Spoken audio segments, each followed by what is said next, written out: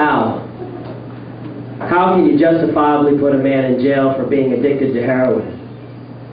When our own CIA operatives were the ones that protected the Afghani mules that, well, you know, brought it to him. It makes me wanna put a pen instead of a bullet to his head and start brainwashing like Nancy Reagan did, trying to talk about just say no to drugs when husband Ronnie couldn't say no to drugs.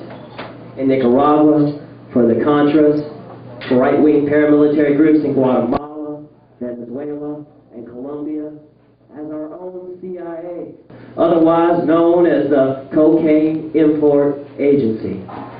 Planted crack rock on inner city blocks so the talking heads could talk about how the Negro, well, you know what, he can't grow because they're animals. But before you kick another poem about how bad Bush is, and before you kick another poem about how insidious the man is, and before you kick another poem about how there's going to be a revolution, or before you kick another poem about how we need reparations, I want you to tell me about 3 people that you love the most, that you hurt. And what would they be saying about you now, if they're even talking to you?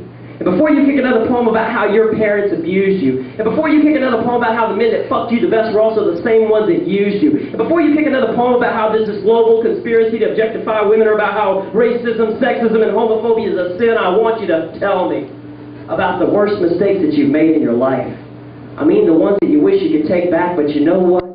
You can't.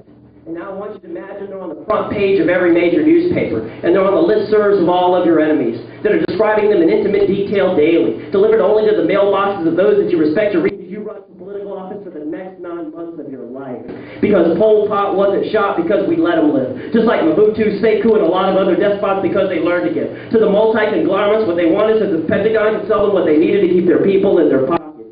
So before you pick another poem about how the G8 countries own the wealth of the world, or before you pick another poem about how right now in Thailand it's their sons that are the ones that are buying the little girls, I want you to tell me about the last time that what you said didn't equal to what you did. Now tell me about the first time you got caught stealing when you was a little kid. Now tell me about the last time.